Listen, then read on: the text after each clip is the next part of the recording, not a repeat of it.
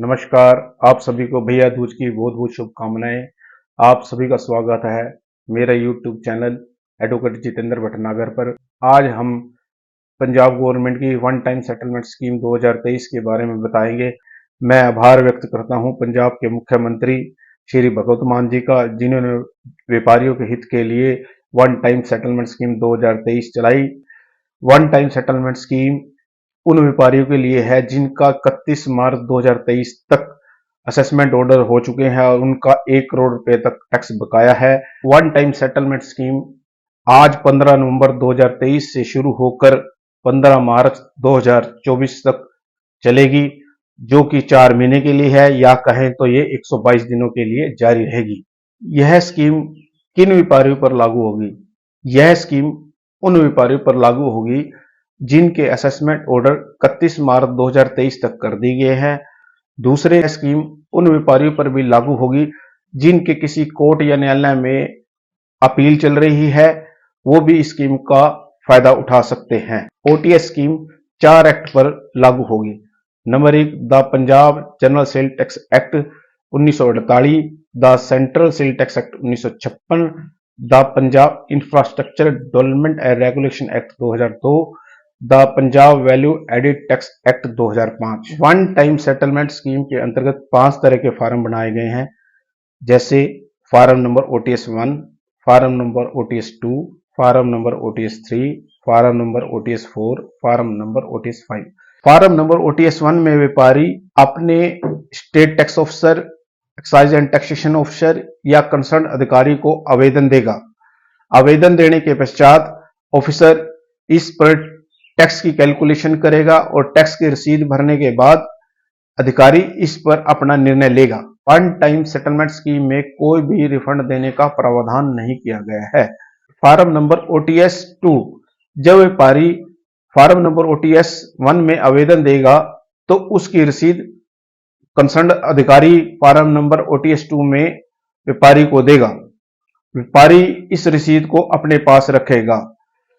Farm number OTS 3, form number OTS 3 एक तरह की डेफिशिएंसी मीमो है। यदि व्यापारी के एप्लीकेशन फॉर्म में कोई कमी पाई जाती है तो अधिकारी फार्म नंबर ओटीएस 3 में एक नोटिस जारी करेगा, जिसको डेफिशिएंसी मीमो कहते हैं। व्यापारी इस कमी को डेफिशिएंसी मीमो रसीद करने के 15 दिनों के अंदर अंदर अगर इस डेफिशिएंसी को पूरा कर देता है तो वह एप्लीकेशन स्वीकार कर ली जाती है। यदि डेफिशिएंसी मीमो प्राप्त होने के 15 दिन तक व्यापारी कोई जवाब नहीं देता है या उनकी कमियों को पूरा नहीं करता है तो यह एप्लीकेशन रिजेक्ट मान ली जाएगी। फार्म नंबर ओटीएस 4, जब अधिकारी सभी तथ्यों या सबूतों से संतुष्ट हो जाता है तो वह एक तरह का ये ऑर्डर ऑफ सेटलमेंट है। ऑर्डर ऑफ सेटलमेंट जारी करने के पश्चात कोई भी व्यापारी इस ऑर्डर के खिलाफ किसी भी न्यायालय में अपील नहीं कर सकता है।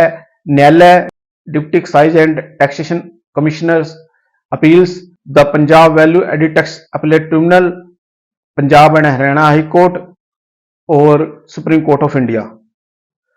Farm number OTS 5, order of rejection, जब अधिकारी को यह संतुष्टि हो जाती है कि जो उसने डेफिशिएंसी मेमो जारी किया था व्यापारी ने उसकी त्रुटियों को पूरा नहीं कराया, अधिकारी को लगता है कि व्यापारी ने गलत तथ्य प्रस्तुत किए हैं, तो वह फार्म नंबर ओटीएस 5 में ऑर्डर ऑफ रिजेक्शन पेश करेगा और इस ऑर्डर ऑफ रिजेक्शन के खिलाफ किसी भी न्यायालय में अपील दाखिल नहीं की जा सकती है।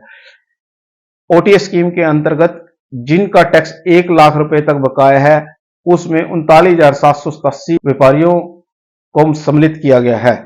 1 लाख रुपए तक जिन व्यापारियों का टैक्स आता है उसमें 39,787 मामले कवर होते हैं। इन व्यापारियों को पूर्णतः से टैक्स माफ कर दिया जाएगा। जो टैक्स की कैलकुलेशन है, जिन व्यापारियों का 1 लाख रुपए तक टैक्स बकाया है उनका टैक्स, ब्याज और प्लेंटी पूर्णतः 100% माफ कर दी गई है। और जिन व्यापारियों का 1 लाख 1 रुपए से लेकर 1 करोड़ रुपए तक टैक्स है उसमें 50% उन्होंने टैक्स देना है और उनका पूर्ण तरह से ब्याज और प्लेंटी माफ कर दी गई है। अगर मेरी वीडियो पसंद आई हो तो मेरे चैनल को सब्सक्राइब करें, लाइक करें और मेरी वीडियो को आगे से आगे फॉरवर्ड करें। उम्मीद करता हूं कि आगे भी आपको ऐसी जानकारी समय समय पर मिलने वाली। एडवोकेट जितेंद्र भटनागर।